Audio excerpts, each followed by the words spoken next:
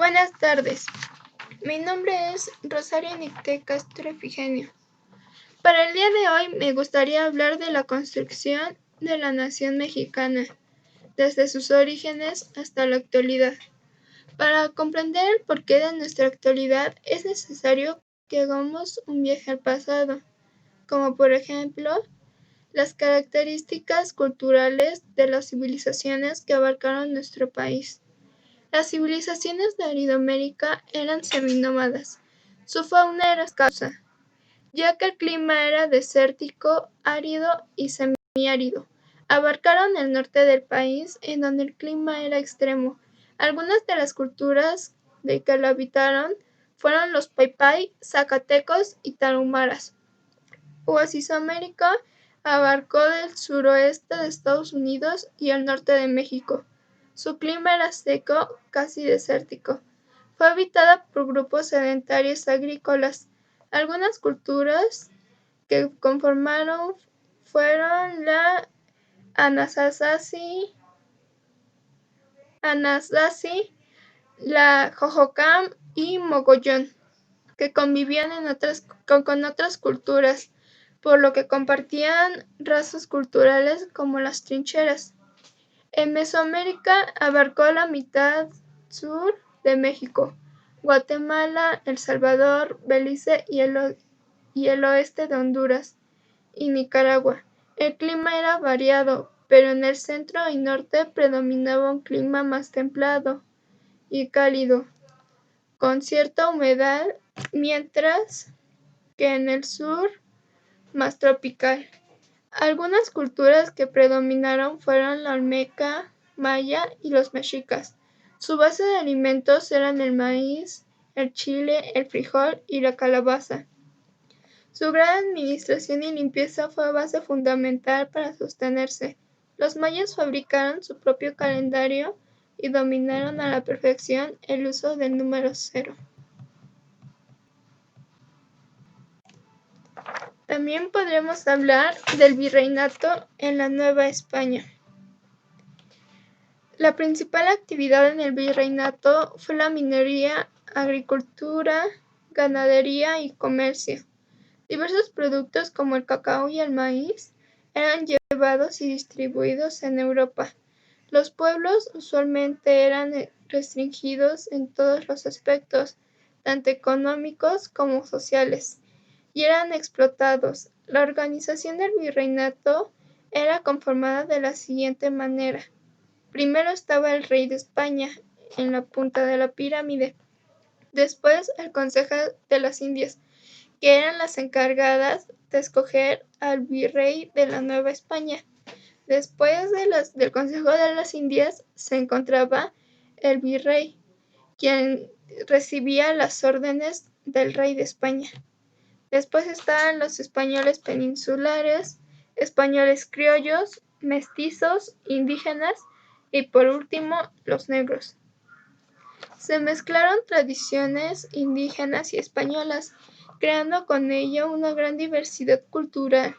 También hubo una mezcla racial, creando un mestizaje. Se introdujo la religión católica y con ella nuevas costumbres e ideales, como por ejemplo, una muy destacable sería el cómo festejamos hoy el Día de Muertos, ya que se mezcló la cultura católica con las ceremonias y rituales que hacían antes de la llegada de los españoles. También algo muy rescatable que se puede decir de la llegada de los españoles es muchos de los alimentos que hoy en día tenemos, ya que al traerla a ciertos animales es que podemos tener cierta comida.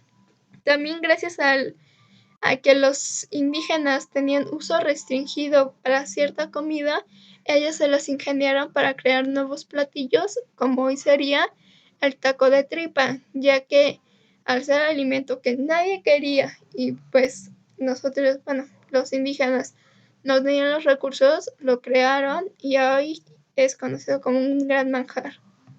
Ahora hablemos del México libre. España comenzó a tener problemas, así que desatendieron aún más a la Nueva España. También planeaban separar la Iglesia del Estado, por lo que algunos grupos de personas comenzaron a unirse y organizarse para evitarlo. Se crearon reuniones clandestinas, lo que dio paso a la conspiración de Querétaro. Dichas reuniones estaban a cargo de Miguel Hidalgo, Ignacio Allende, Juan Aldama, Miguel Domínguez y Josefa Ortiz de Domínguez. Así que llamaron al pueblo para unirse a ellos, por lo que el 16 de septiembre de 1810 se unieron en la iglesia de Dolores, con la distintiva bandera de la Virgen de Guadalupe, a dar el grito de Dolores. Poco tiempo después tomaron la Alhóndiga de Granaditas. Lamentablemente, los conspiradores fueron asesinados en 1811. Años después, Agustín de Iturbide logró la independencia de México. Lamentablemente es un hecho que no es muy referenciado en la historia, ya que hoy en día Agustín de Iturbide es considerado un traidor. Podemos hablar también de México después de la independencia. Después de la independencia de la Nueva España, México se topó con algunos baches, ya que tuvo algunas intervenciones extranjeras y algunos problemas internos. Podemos hablar de la intervención de Inglaterra, la intervención de España queriendo volver a dominar México, así recuperando su virreinato, pero no lo logró. La intervención de Francia, la de Estados Unidos, la guerra con Estados Unidos, que fue en donde perdimos gran territorio de nuestro país, la segunda intervención francesa y por último la segunda intervención de Estados Unidos.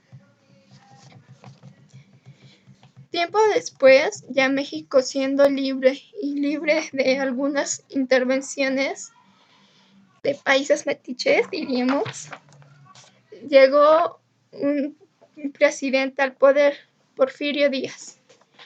Ahora hablemos del porfiriato. Porfirio Díaz fue un dictador que estuvo más de 30 años como presidente. Estuvo de 1876 a 1911, año en el que se le derrotó. Las personas fueron reprimidas, la pobreza aumentó ya que todo el dinero iba al gobierno. Pero cuando digo que eran reprimidas, no exagero. Las personas tenían que hacer todo lo que el presidente decía, eran considerados traidores. Y al aumentar la pobreza, obviamente aumentó la inseguridad, por lo que en el año de 1910, Francisco I. Madero confrontó al presidente Porfirio, pero fue encarcelado. Poco tiempo después escapó y escribió el Plan de San Luis, en donde invitó a todos a levantarse en armas en contra del gran dictador. El plan se llevó a cabo el 20 de noviembre de 1910. Las Fuerzas Armadas fueron lideradas por Francisco Villa, Pascual Orozco, Emiliano Zapata, despojando el poder a Porfirio Díaz. En 1911, lamentablemente en 1912, comenzó un nuevo levantamiento, dando como consecuencia una terrible y sangrienta batalla en el Estado de México. Madero cometió el terrible error de confiar en Victoriano Huerta, nombrándolo como secretario de guerra, pero Huerta no tardó en traicionarlo y mandarlo matar. Comenzó su propio régimen, pero poco tiempo después, Venustiano Carranza y Álvaro Obregón unieron fuerza y lo derrocaron el 9 de marzo de 1916. Victoriano Huerta es considerado uno de los mayores traidores en la historia de México. Es muy curioso el saber cómo uno de los héroes que fue Iturbide, Agustín de Iturbide es considerado también un ser traidor cuando él regresó porque supo que su país estaba mal, a pesar de no ser mexicano. Ahora, mi conclusión de el México en la actualidad. Creo que México es un país muy desigual. Es un país hermoso en cuanto a diversidad, en cuanto a cultura, tradición. Tenemos todo. Tenemos petróleo, tenemos todo para poder ser un país primermundista. Lamentablemente hay mucha ignorancia, falta de educación, hay de todo. Y eso aumenta la inseguridad. El gobierno es un ladrón, bueno, son ladrones. Se roban todo lo que tenemos y las personas desafortunadamente no luchamos porque podríamos levantarnos, podríamos hacer muchas cosas, pero usualmente se nos hace más fácil echarle la culpa al gobierno de todo. Un ejemplo clarísimo es hoy en día la pandemia. Siempre dicen que el gobierno que está inventando todo, que no sé qué.